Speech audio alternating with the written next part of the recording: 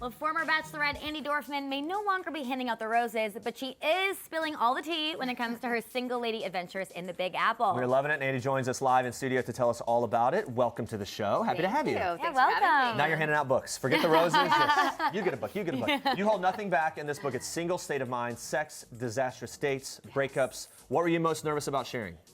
All of it. I mean, obviously I have a father, so for my father to have to read it, which I told him he's not allowed to. Like, Dad, here are the pages to avoid. Yeah, no, I was like, just avoid this one. The first book, It's Not Okay, I was like, stop reading after this page. This book, I was like, don't even start reading. Yeah. Do you think he's not going to read it, though? I don't know. I don't think he's going to read this one. So did anyone, were there any, from editors and friends and whatever, were there any sort of flags thrown like, hey, maybe you should reconsider certain intimate details? No, I'm pretty cautious, and so it was more of my editors pushing me to reveal even more. Okay, you've got your own solid filter, so open that up a little. Oh yeah, okay, I definitely have a filter. You wouldn't think so reading the book, which is scary because that means there's even more disastrous dating that I didn't talk about. But no, it was more kind of reeling it in. All right. Yeah, I like it. I think more details, the better. That's very easy for us to say about your life. Yeah, exactly. The whole book, I mean, it hinges on your move to New York City 3 years ago, which that must have just flew by. Yeah. But this was after your messy breakup with ex Josh Murray. What were the biggest changes going from soon-to-be married fiancé to single New Yorker? Those are two separate things. Completely separate. I mean, total identity crisis. I think what people don't realize is when you go on The Bachelor and The Bachelorette, you kind of have this identity change, especially when you get off and you're engaged. And then all of a sudden to be single and you're like, wow, I'm no longer a bachelorette, but I'm also no longer engaged. I am now single and in a totally different world. So I think that was the biggest change for me, and that was the hardest change, was just kind of like reinventing my identity in that sense. Single, and everyone's watching, and everyone knows what happened. So it's like all this added like external pressure, I would imagine. That was a whole nother. Yeah. So speaking of Josh, you write that it was strange watching him propose to Amanda Stanton on Bachelor in Paradise. Yeah. They've broken up since, but were you surprised that Amanda fell for him despite your first book and all the warning signs? You put it out there. Yeah, I don't know if she read the first book, but I guess not, apparently. Yeah. I know, apparently not. Or you know what, to each their own. If you want to make your own decision, I totally respect that, totally get that. But yeah, I mean, it's just strange. Like, can you imagine watching your ex not only get engaged, but engaged on national television, in public, and on a franchise show? So. Yeah, a little strange. Yeah, well, clearly you've moved on. Yeah. As we know. Besides dating the old-fashioned way, you also dabble in dating apps. I know Chris Harrison introduced you to a dating app as well. Yep. He's in the doghouse for it too. Is he? Really? Oh yeah. He introduced me to this dating app. He said it was very cool, selective, blah blah blah. 1 million disastrous dates came out of it.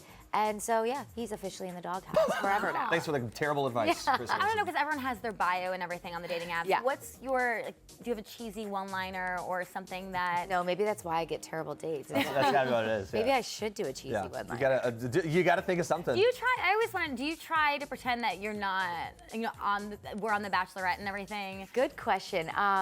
I kind of just don't bring it up. Like if I go on a date, I just don't bring it up. Some guys will bring it up, some bring it up in better ways than others.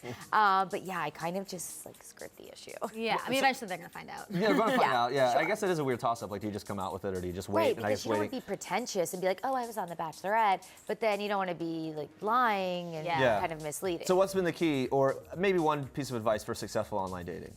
Ugh, I wouldn't know. You know the wrong person to ask? Let me know. You're like, let me know when you find out. Maybe you could like read the book and decipher what went wrong and let me know. That would be great. Yeah. Okay. Good. I guess we'll wait for your update on that. Yeah. You talk about freezing your eggs in the book, and just told GMA that you often felt embarrassed and ashamed going through the process. What's the response been like from women who are going through similar things? It's actually in just one day been like an incredible response. I think a lot of people appreciated the fact that I was honest in the sense of I wasn't really excited to freeze my eggs. I wasn't proud and I didn't have anyone there with me like a boyfriend or a significant other or husband. And I think people really related to the fact that not everyone goes through it with this cheery attitude.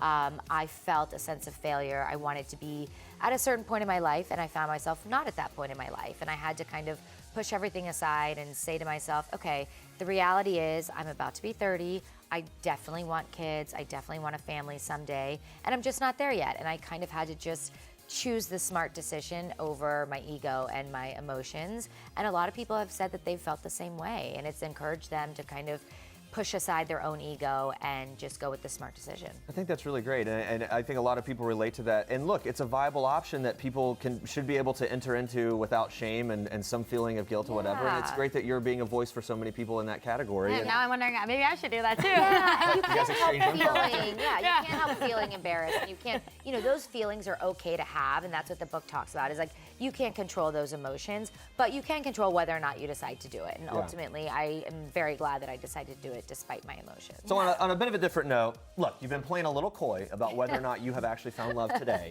Can you at least answer this? What are your most sort of top of the list must-have non-negotiables when it comes to Mr. Right? Oh, non-negotiables. Okay, I definitely need someone that wants kids. Okay. That's number one for me. I just don't want to look back 10, 15 years from now and regret having not had kids and gone with love over babies. Sure. And anyone that you might be meeting new now that does a quick Google search will know that that's true of you, and that'll be a quick thing, right? Put that down there. I want someone that's supportive. A non-negotiable obviously is somebody who is controlling, non-supportive of me, and I just ultimately want someone nice and loving.